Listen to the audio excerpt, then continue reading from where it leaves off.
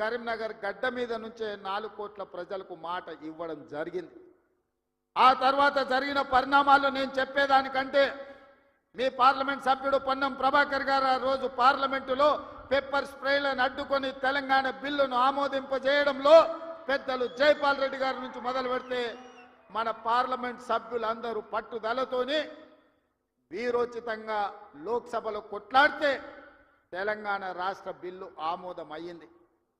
తెలంగాణ రాష్ట్ర బిల్లు ఆమోదం ఆశామాసిగా జరగలే, అలాంటప్పగా ఎవరో ఇవ్వలే.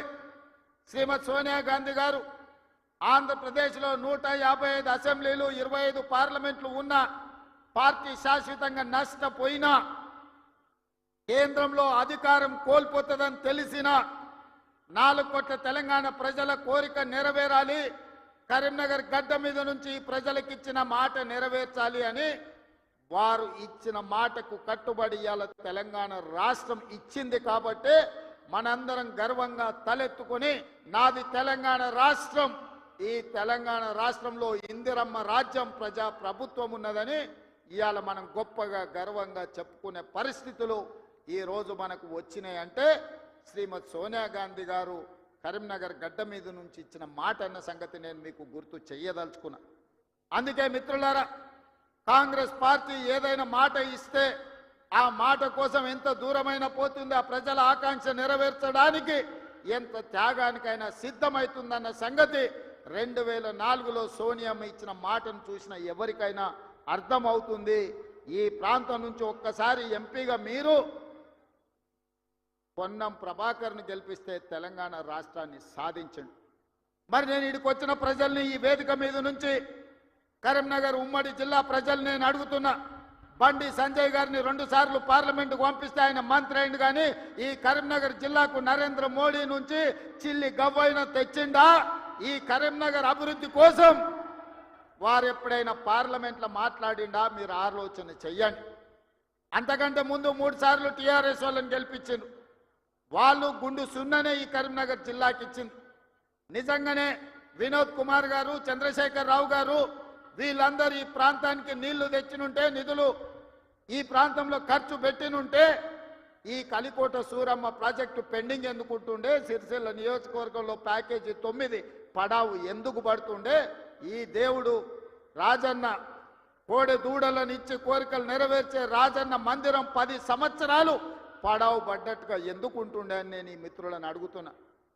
దాదాపుగా ఈ 10 సంవత్సరాలలో చంద్రశేఖర్ రావు గారు 20 లక్షల కోట్ల రూపాయల బడ్జెట్ ఖర్చు పెట్టిండు.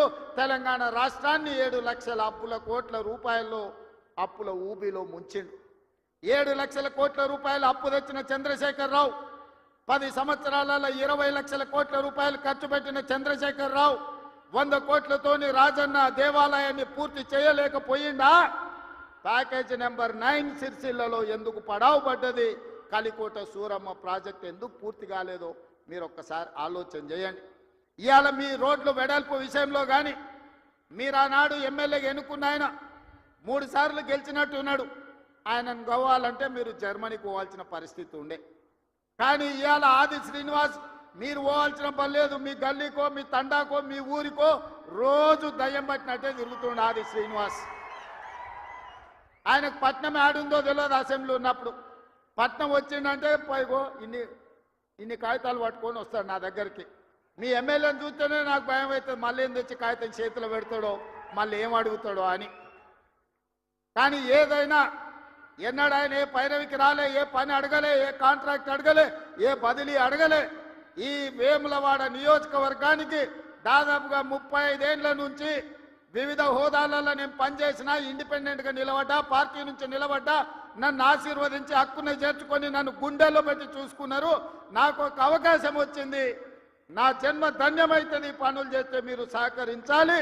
నాకు పదవి ఇవ్వకపోయినా పర్వాలేదు, కానీ నా ప్రాంతానికి ప్రాజెక్టులు ఇవ్వండి అని మీ ఆది శ్రీనివాస్ కాగితాలు తీసుకొచ్చి ఇచ్చి ప్రాజెక్టులు అన్నీ కూడా తెచ్చుకున్నాడు.